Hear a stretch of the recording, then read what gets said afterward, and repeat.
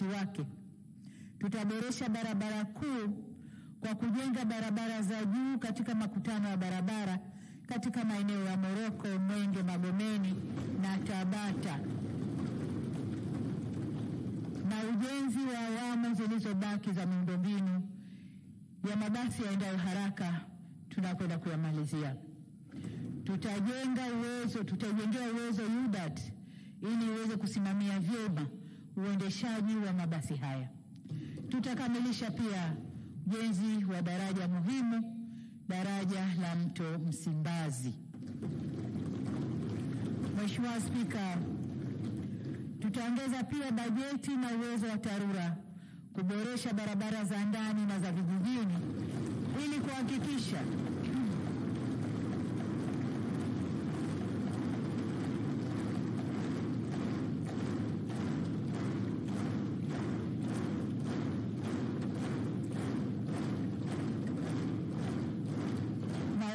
Mheshimiwa wabunge, nawashukuru na mmenionyesha kwamba hii hapa ndipo nimegonga, na kwa maana hiyo nikaweke nguvu kubwa kwenye eneo hili. Kwa tutahakikisha tunaipa bajeti ya kutosha TARURA ili kuhakikisha barabara za vijijini ziwe zinapitika mwaka mzima, na kwa wakulima wanaweza kufikia masoko kwa urahisi. Kwa upande wa ujenzi wa makazi, jitihada zetu zitajielekeza kupunguza gharama za vifaa vya ujenzi ili tuwezeshe wananchi kujenga makazi bora. Tutaweka mkazo maalumu kwenye nyumba bora na nafuu. Tutasimamia utekelezaji wa sera zinazolenga kuboresha hali ya makazi kwenye maeneo yenye makazi duni. Tutashirikiana na sekta binafsi ili kuongeza uwekezaji kwenye miradi ya uendelezaji miji kwa kujielekeza kwenye ujenzi wa nyumba za bei nafuu, yani affordable housing.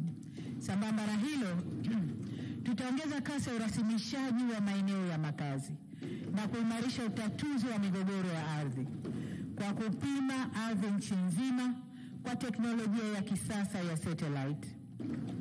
Mheshimiwa Spika, hakuna maendeleo ya kiuchumi na kijamii bila nishati ya umeme wa uhakika na wenye nafuu. Hakuna. Katika kipindi kilichopita, tuliweza kuongeza kiwango cha uzalishaji wa umeme toka megawati 1600 na kufikia megawati 4000, na pia kufikisha miundombinu ya umeme kwenye kila kijiji.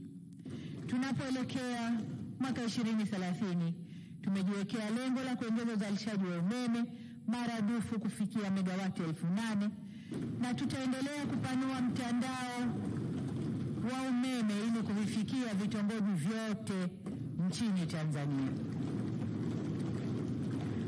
Tutaongeza uzalishaji kwa kutumia vyanzo vya nishati mbalimbali ambazo nchi yetu imebarikiwa nazo, ikiwemo maji, jua, gesi, joto ardhi na upepo, na hata umeme utokanao na nguvu ya nyuklia. Vile vile, kupitia mpango wa gridi imara, tutakamilisha ujenzi wa miundombinu ya usafirishaji wa umeme na tutaongeza vituo vya kupoza umeme ili kuhakikisha shughuli za kiuchumi na makazi yanapata umeme wenye nguvu inayotakiwa. Lengo letu ifikapo 2030, mikoa yote ya Tanzania iwe muunganishwa na gridi ya taifa ya umeme. Ili kuihakikishia nchi usalama wa nishati ya mafuta, tutaboresha miundombinu ya kupokea na kuhifadhi mafuta katika bandari zetu na maeneo ya kimkakati. Tutasimamia utekelezaji wa mkakati wa nishati safi ya kupikia. Lengo ni kufikia 80% ya Watanzania wanaotumia nishati safi ya kupikia ifikapo mwaka 2034, hatua itakayopunguza uharibifu wa mazingira na kulinda afya za watumiaji. Kwa upande wa gesi asilia, Mheshimiwa Spika, nataka niwatoe hofu waheshimiwa wabunge kwa tupo kwenye hatua nzuri ya majadiliano Tumechelewa kwa sababu dhamira yetu ya dhati ni kukamilisha majadiliano hayo ya mradi huu mkubwa na wa kihistoria wa dola bilioni 42 wa uchimbaji wa gesi asilia. Kama tutakubaliana na wawekezaji hawa, mradi huo utabadilisha kabisa taswira ya uchumi wetu. Katika majadiliano yetu tumechelewa kidogo kwa sababu tunahakikisha tunapojadiliana tunazingatia maslahi mapana ya nchi na kuhakikisha mradi huu utaleta manufaa au utawanufaisha Watanzania moki na kusini mwa Afrika. Tunalazimika kuwekeza sana kwenye miundombinu ya usafiri na usafirishaji ili tuweze kutoa huduma njema kwa ndugu zetu ambao hawakupata bahati ya kuwa na milango ya kuingia na kutoka kwa njia ya bahari. Hii ndio njia pekee ya kunufaika na fursa yetu ya kijiografia. Ni kwa msingi huo tunaendeleza uwekezaji kwenye ujenzi wa reli ya kisasa ya SGR ya ushoroba wa kati kwa kukamilisha vipande vilivyosalia, yaani Makutupora kuelekea Tabora, Tabora kwenda Isaka, Isaka kuelekea Mwanza na Tabora kwenda Kigoma, na vile vile kipande kinachoenda Burundi kutoka Uvinza na kwenda mpaka Msongati. Tutakuja na mkakati wa kuhakikisha reli inatengeneza ushoroba wa uchumi, biashara na uwekezaji kote inakopita. Tunajipanga pia kujenga reli ya SGR kutoka Tanga hadi Musoma.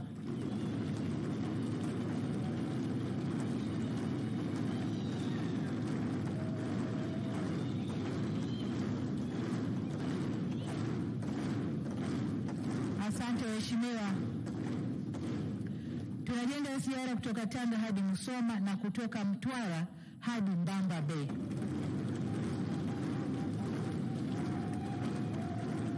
Itakayofika pia kule Mchuchuma na Liganga. Sambamba na ujenzi wa reli mpya, tutasimamia maboresho ya reli zilizopo ikiwemo reli ya Tazara.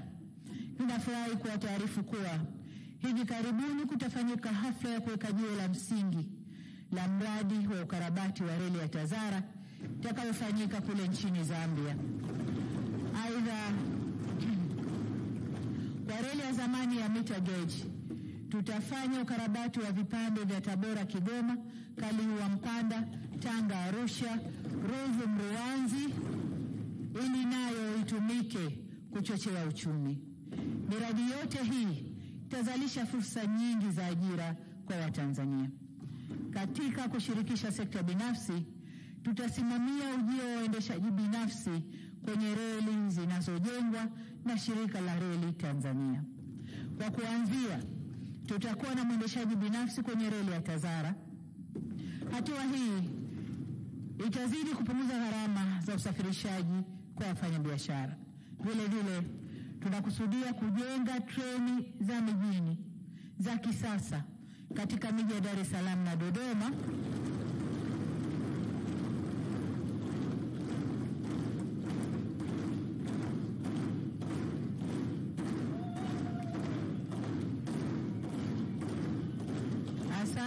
Asante.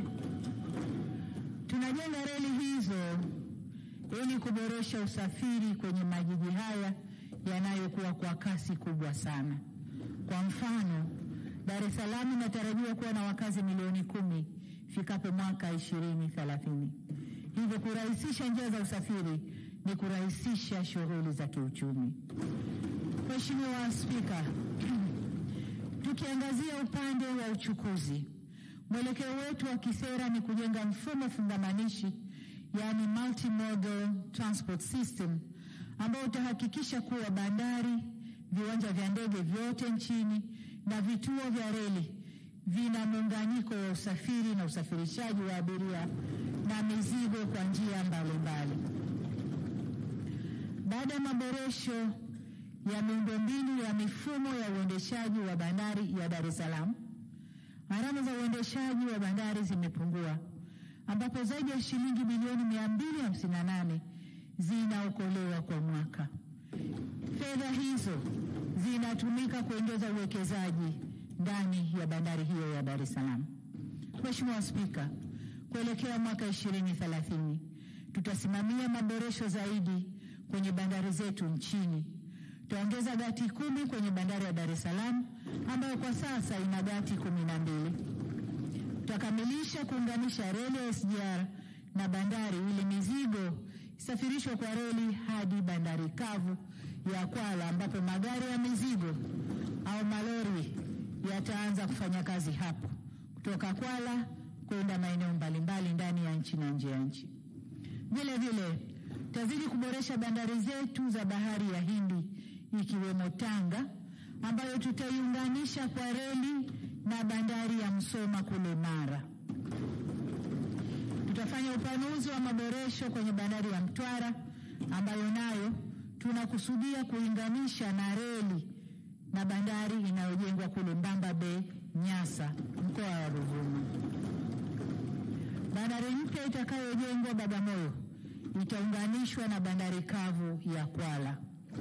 Hali kadhalika tutaziendeleza bandari zetu za maziwa makuu za Mwanza, Kigoma na Kalema kule Tanganyika, na tutakamilisha ukarabati na ujenzi wa meli za abiria na mizigo zitakazotoa huduma kupitia bandari hizo, ikiwemo MV Mwanza ambayo tayari imeshaanza kutoa huduma kule kanda ya Ziwa. Sambamba na hilo, tutakamilisha upatikanaji wa meli kubwa itakayotoa huduma katika bahari ya Hindi. Mheshimiwa Spika, kwa upande wa usafiri wa anga pamoja na mambo mengine, tumepanga kuwa fikapo mwaka 2030 tuliimarishe zaidi shirika letu la ndege la Tanzania kwa kuongeza ndege 8 nyingine, kuliwezesha shirika kuongeza miruko ndani na nje ya nchi.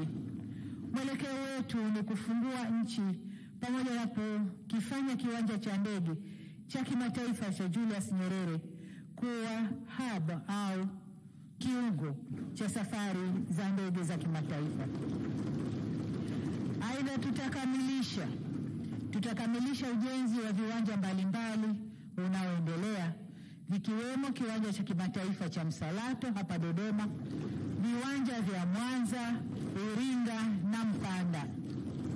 Aidha, tutaongeza viwanja vikubwa hasa vilivyopo pembezoni kwa nchi kwa lengo la kuendelea kupanua biashara na utalii. Miongoni mwa miradi hiyo ni viwanja vya ndege vya Mugumu kuelekea hifadhi ya taifa ya Serengeti, kiwanja cha ndege cha Njombe kukuza biashara mazao na matunda na kurahisisha usafirishaji wake, na kiwanja cha ndege cha Kiabanjwa Kagera kitakachofungua fursa zaidi kwa mkoa wa Kagera. Serikali itajenga chuo cha anga na kuimarisha chuo cha anga cha taifa na kuimarisha mafunzo na kuvutia zaidi wataalamu wakiwemo marubani, wahandisi na wahudumu wa ndege. Mheshimiwa Spika, tunapotekeleza mkakati wa uchumi wa kidijitali, uwekezaji kwenye tehama ni muhimu sana. Hivyo tutaendeleza kazi ya kuhakikisha mifumo yetu inasomana, ikiwemo mifumo mipya itakayoanzishwa. Tutaongeza matumizi ya teknolojia za kisasa ikiwemo akili unde ili kuboresha utendaji kazi na utoaji wa huduma. Kupitia mfuko wa mawasiliano kwa wote UCSAF na kampuni za watoa huduma, tutahakikisha huduma ya mtandao inawafikia Watanzania wengi zaidi ili wasaidie kujiunga katika mifumo ya upatikanaji wa fedha na mitaji, yani financial inclusion, na kukuza biashara zao. Tutajenga pia chuo cha teknolojia ya kidijitali ili kuwajengea vijana wetu uwezo wa kushindana katika ulimwengu wa sayansi na teknolojia. Mheshimiwa Spika, utunzaji wa mazingira ni suala muhimu sana katika maendeleo tunayoyapanga na kuyatarajia. Kuelekea 2030 tutaendelea kusisitiza utunzaji wa mazingira na mambo yake yote, vyanzo vya maji na mambo mengine. Tutaweka jitihada kubwa kwenye usimamizi wa biashara ya hewa ukaa kwa manufaa ya wananchi wa maeneo husika na taifa zima kwa ujumla. Vile vile, hatua hii itasaidia kupunguza migogoro ya mikataba katika siku za usoni. Mheshimiwa Spika, tutaendelea kulinda uhuru wa vyombo vya habari ili Watanzania wapate haki ya kupata taarifa za ndani na nje ya nchi.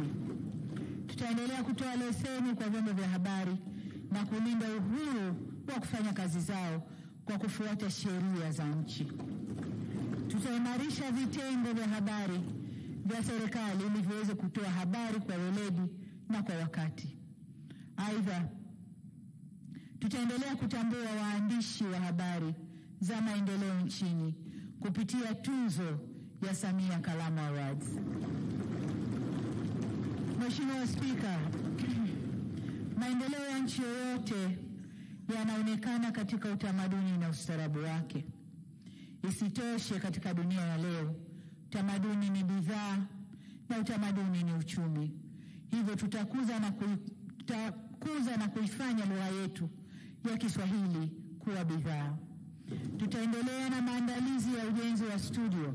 Vile vile, tutaendelea na maandalizi ya ujenzi wa studio ya kisasa ya filamu ili kupandisha thamani ya kazi za wachezaji filamu wetu hapa nchini.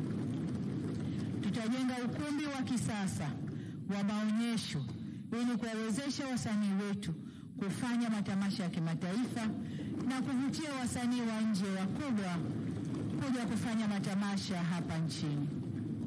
Tunataka sanaa na filamu na muziki zitengeneze ajira na kuchangia uchumi wa taifa. Mheshimiwa Spika, michezo ni uchumi. Hatuwezi kupata matokeo makubwa bila kuwekeza. Miongoni mwa hatua tutakazozichukua ni kuanzisha na kuendesha shule za michezo nchini. Tutaanzisha shule hizo kwa lengo la kuandaa wana michezo wa leo na kesho.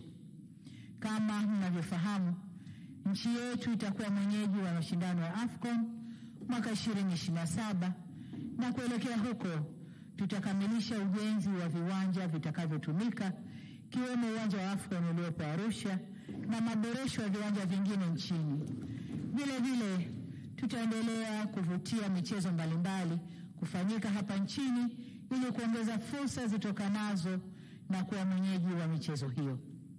Mheshimiwa Spika, Tanzania inathamini ushirikiano wa kimataifa na ingependa kuishi na mataifa mengine kwa msingi wa kuheshimiana na kufaana.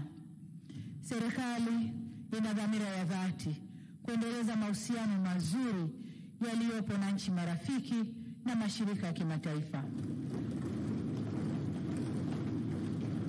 Daima tutajielekeza katika kuongeza marafiki na kupanua fursa za kiuchumi kwa nchi yetu na watu wake.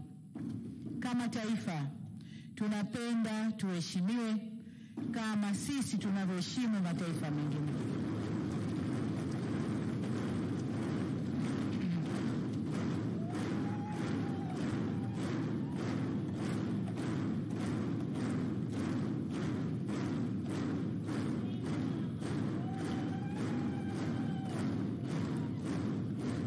Asanteni sana.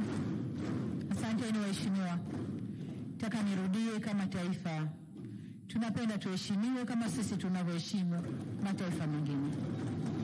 Na katika kulinda maslahi ya nchi hakuna mbadala. Katika kulinda maslahi ya nchi hakuna mbadala. Ni lazima tuhakikishe tunalinda utu, heshima na uhuru wetu.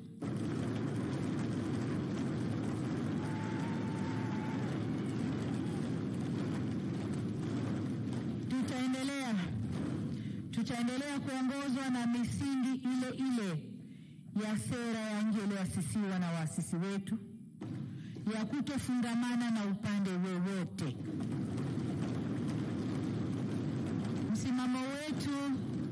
Msimamo wetu ni umoja na ushirikiano badala ya mgawanyiko, majadiliano badala ya amri au mabavu, na haki badala ya visasi.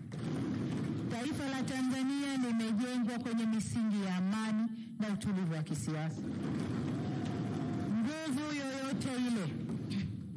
Nguvu yoyote inayokusudia kuchafua misingi hiyo hatutokubaliana nayo.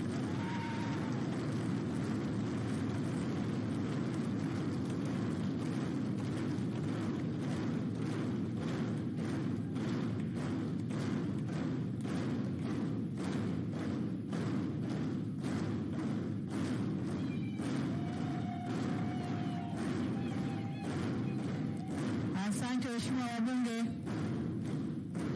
Mheshimiwa Spika, kwa upande mwingine tutaendelea kuimarisha vyombo vyetu vya ulinzi na usalama ili tuhakikishe ulinzi wa mipaka yetu na ulinzi wa raia na mali zao uko kwenye mikono mizuri au mikono salama.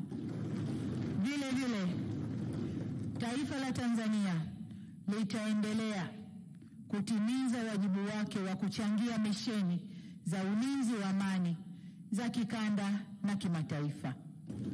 Mheshimiwa Spika, tumezungumza masuala mengi, ila msingi wa mafanikio ya yote haya ni utawala wa sheria, uadilifu na uwajibikaji katika kila ngazi, kuanzia juu mpaka chini. Kufanikiwa kwa yote tuliyoyasema ni kuwa na misingi imara, kuhakikisha wananchi wananufaika na rasilimali za nchi pamoja na kupata huduma wanazostahili. Tutaelekeza jitihada zetu kwenye mapambano dhidi ya rushwa, ufisadi, ubadhirifu, uzembe, ukosefu wa nidhamu na ukosefu wa maadili. Ni lazima tudhibiti wachache wanaotaka kuturudisha nyuma kwa kuendekeza maslahi binafsi.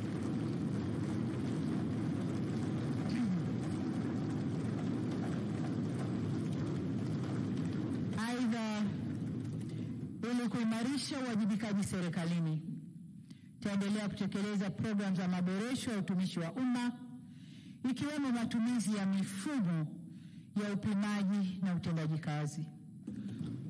Wajibu huenda na haki au haki huambatana na wajibu. Hivyo basi, pamoja na kuwataka watumishi wa umma kuwajibika ipasavyo, tutaendelea kuboresha maslahi yao kadri uchumi utakavyoruhusu. Mheshimiwa Spika, vile tutaimarisha uwajibikaji na utendaji wa mashirika ya umma. Kuelekea 2030, tutafanya mageuzi ya mashirika ya umma ili kuboresha ufanisi, uwazi na tija. Tunataka kuongeza sio tu gawio ambalo serikali inapokea, lakini pia kufikia lengo la mashirika na taasisi za umma kuchangia angalau 10% ya mapato yote yasiyo ya kikodi. Nia yetu ni kuwajengea uwezo mashirika ya umma yaweze kushindana na kuwekeza nje ya Tanzania kama mashirika mengine ya nje tunavyoyaona hapa ndani kwetu. Mheshimiwa Spika, msingi mwingine wa mafanikio yote haya ni utawala wa sheria. Ahadi yetu ni kuwa serikali itashirikiana kwa dhati na Mahakama ya Tanzania kuhakikisha haki inapatikana kwa watu wote na kwa wakati. Tutaendelea kuwezesha mahakama kwa majengo, vitendea kazi, watumishi, pamoja na kuimarisha matumizi ya tehama. Tunachukua hatua zote hizi ili mhimili huu uweze kutekeleza wajibu wake kwa ufanisi. Tutasimamia utekelezaji kamili wa mapendekezo ya Tume ya Rais ya kuangalia namna ya kuboresha taasisi ya haki jinai au taasisi za haki jinai. Tutaendelea kufanya mageuzi na maboresho katika taasisi zote zinazoshughulikia masuala ya haki jinai ili ziweze kukabiliana na vitendo vyote vya uhalifu. Kwa upande mwingine, serikali itaendelea kushirikiana na wadau mbalimbali katika sekta ya sheria, kiwemo Chama cha Wanasheria Tanganyika pamoja na asasi zingine, ili kuwezesha upatikanaji wa huduma za msaada wa kisheria kwa wananchi, kwani katika kipindi kilichopita tumeona manufaa yake katika utatuzi wa changamoto mbalimbali zinazowakabili wananchi wa Tanzania. Aidha, tutakamilisha tafsiri ya sheria zetu zote kwa lugha ya Kiswahili, ikiwa ni hatua muhimu kuhakikisha wananchi wetu wanaelewa kwa urahisi sheria za nchi. Mheshimiwa Spika, sikuweza kuyasema yote yatakayofanyika ndani ya kipindi cha miaka 5 ijayo kwa kuwa muda hauruhusu. Bila shaka nitapata wasaa mwingine wa kulihutubia bunge au bunge hili tukufu siku zijazo.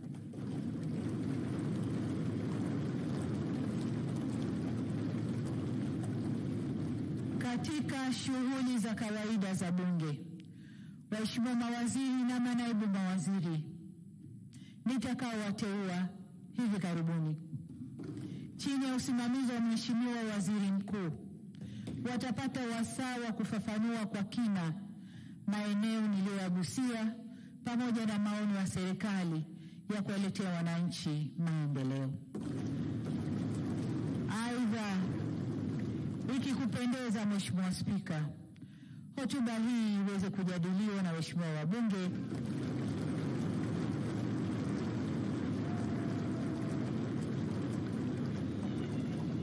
na serikali itakuwa tayari kupokea maoni, ushauri na mapendekezo yenu kwa moyo mkunjufu ili tuweze kuyafanyia kazi.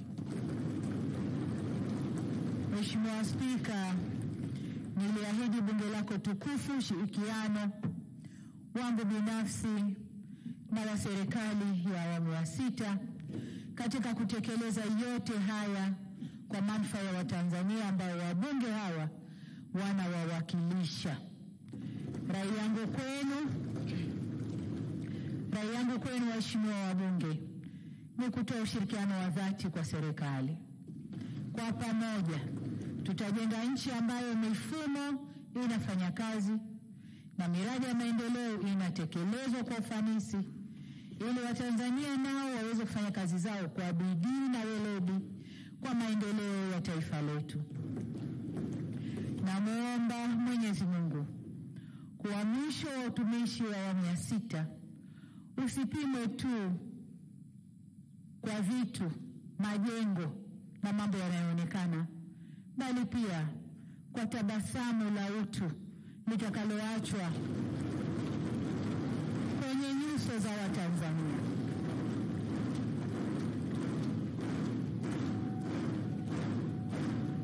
Mheshimiwa Spika, naomba uniruhusu nirudie hapo. Nilikuwa nasema namuomba Mwenyezi Mungu mwisho wa utumishi wa awamu ya 6 usipimwe tu kwa vitu vitakavyoachwa, bali tupimwe kwa tabasamu takaloliacha kwenye nyuso za Watanzania.